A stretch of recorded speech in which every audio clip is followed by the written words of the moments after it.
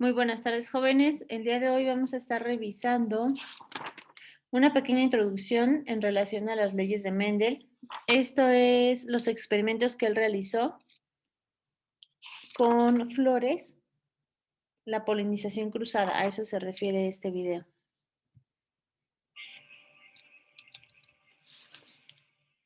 En 1843 ingresó al monasterio de Brünn.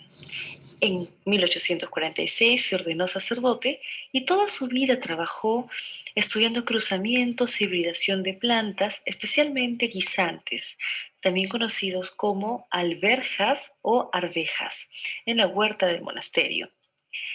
En 1865, él presentó sus descubrimientos ante la Sociedad de Historia Natural de Brünn, que pasaron inadvertidos en ese tiempo, y falleció en 1884 en la misma ciudad. Sin embargo, a principios del siglo XX, sus experimentos fueron redescubiertos, repetidos, y se comprobó sus proporciones matemáticas, todo el análisis cuantitativo de los datos que él registró. Entonces, Gregor Mendel siguió un método experimental.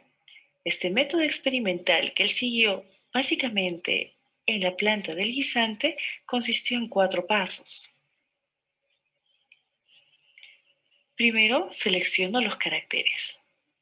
Luego, empleó líneas puras. Cuando hablamos de líneas puras, nos referimos a individuos homocigotos. Y luego estudió la descendencia a lo largo de varias generaciones. Por eso, como habíamos visto en el video anterior, cuando hablamos de genética mendeliana, nos referimos básicamente al estudio de los cruzamientos y la evaluación de la descendencia a lo largo de varias generaciones. Y finalmente, registró todos los datos y los analizó cuantitativamente. ¿Cuánto azúcar es mucho azúcar?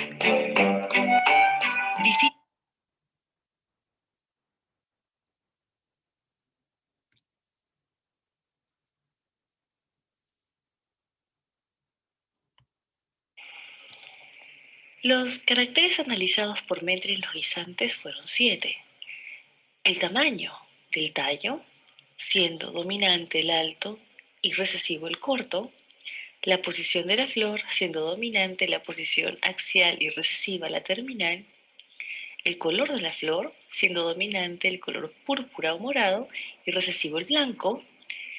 El color de la vaina, siendo dominante el verde y recesivo el amarillo. La forma de la vaina, siendo dominante la hinchada o inflada y recesiva la constreñida. Y en cuanto a las semillas, el color amarillo dominante sobre el verde y la textura lisa dominante sobre la rugosa. Pues bien, aquí tenemos el ejemplo de su método experimental. Tenemos la generación parental, individuos homocigotos, es decir, de raza pura. En el caso, aquellos que presenten la flor púrpura serán homocigotos dominantes y los que presenten la flor blanca, homocigotos recesivos. A las flores blancas se les quitaron los estambres y se colocó polen de las flores púrpuras en estas flores blancas, observando la primera generación filial, F1, o sea, los hijos del cruce de la generación parental. Todos, el 100%, presentaron flor púrpura. Luego, él autofecundó estos híbridos. Recuerden ustedes que del cruce de un individuo homocigoto dominante y un homocigoto recesivo, tenemos un heterocigoto. El 100% fue heterocigoto. Presentó fenotípicamente la característica dominante. Luego, autofecundó estos híbridos y obtuvo la segunda generación filial, o sea, la F2.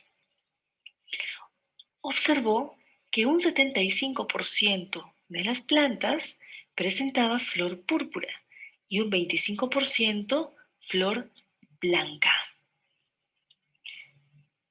Él determinó que cada alternativa de un carácter debe estar determinada por un factor hereditario o elemento.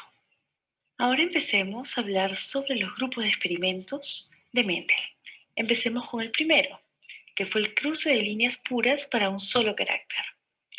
Para fines del ejemplo, trabajaremos con el color de la semilla. Recuerden que la dominante es la amarilla y la recesiva la coloración verde.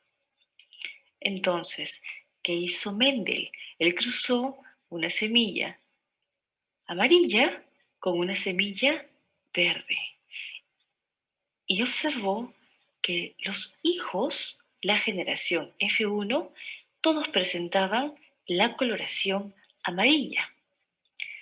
Si tenemos un individuo homocigoto dominante, todos los gametos portarán el alelo dominante. En el individuo homocigoto recesivo, todos los gametos portarán el alelo recesivo. Por lo tanto, los embriones que se formen de la fecundación de los gametos serán todos heterocigotos o híbridos.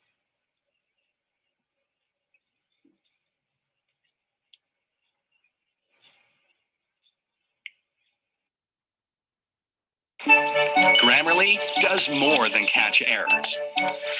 With Grammarly, you can find really good, El segundo grupo de experimentos consistió en la autofecundación de los híbridos, es decir, tomó individuos de la F1, ambos heterocigotos, y los cruzó. Como son individuos heterocigotos, el 50% de los gametos portará el alelo dominante y el 50% el alelo recesivo. Por lo tanto, en la F2, dependiendo del cruce de los gametos en la fecundación, pues obtendremos individuos que presenten el genotipo homocigoto dominante, individuos que presenten el genotipo heterocigoto e individuos que presenten el genotipo homocigoto recesivo. Por lo tanto, Mendel escribió que cada carácter está determinado por dos factores hereditarios, cada uno proveniente de un progenitor. Él también notó que el carácter recesivo aparecía en esta F2. Este carácter recesivo, de color verde, en el caso de la semilla, lo observamos en la generación parental, puesto que en la generación parental se cruzaron individuos homocigotos, homocigoto dominante, homocigoto recesivo. Pero en los hijos de esa generación parental en la F1 no observábamos el carácter recesivo, sino todos presentaban el carácter dominante, o sea, la coloración amarilla. Sin embargo, al cruzar esta F1, como son heterocigotos y portan el alelo recesivo, si se fecundan dos gametos que portan el alelo recesivo, pues tendremos individuos homocigotos recesivos. Aquí podemos observar que las proporciones genotípicas son 25% homocigoto dominante, 50% heterocigoto y 25% homocigoto recesivo. A diferencia que del primer experimento donde observábamos 100% híbridos. Y las proporciones fenotípicas serían 75% semillas amarillas y un 25% semillas verdes. El tercer grupo de experimentos consistió en la autofecundación de los dihíbridos, es decir, él trabajó con semillas que portaban dos características. Siguiendo con el ejemplo de las semillas, pues vamos a evaluar el color y la textura. Entonces, sabiendo que las semillas de color amarillo son dominantes sobre las verdes y la textura lisa es dominante sobre la rugosa, pues él cruzó semillas lisas amarillas con semillas verdes rugosas. Toda la F1 fue heterocigota, es decir, híbridos. Pero los híbridos siempre expresan la característica dominante. Por eso es que todas las semillas salieron amarillas, lisas. Sin embargo, el experimento no quedó ahí. Autofecundó los dihíbridos, es decir, cruzó dos individuos dihíbridos de la F1. Así, él obtuvo toda una F2 con distintos genotipos y distintas proporciones. Él observó que habían semillas amarillas, lisas, pero también habían semillas amarillas rugosas. Igual habían amarillas, verdes, lisas y semillas verdes rugosas. Entonces, él concluyó que cada carácter se hereda de manera independiente de los demás y puede combinarse con los otros, originando nuevas combinaciones de caracteres que no estaban presentes en la generación filial. Exactamente. Recuerden ustedes que la generación filial, la F1, consistía en todos de organismos, en este caso, semillas lisas amarillas. Sin embargo, en los hijos, o sea, en la F2, en la segunda generación filial, observábamos combinaciones entre estas cuatro características, es decir, semillas lisas amarillas, pero también lisas verdes, y semillas amarillas rugosas y también verdes rugosas. Gracias por... Bien, jóvenes, voy a dejar de compartir un momento. Por favor, activen su cámara. Les voy a...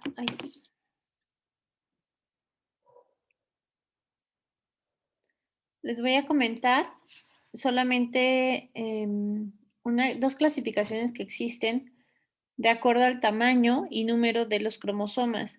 Tenemos que en relación al tamaño, la descripción pueden ser grandes, que van desde los 10 a 20 micras y...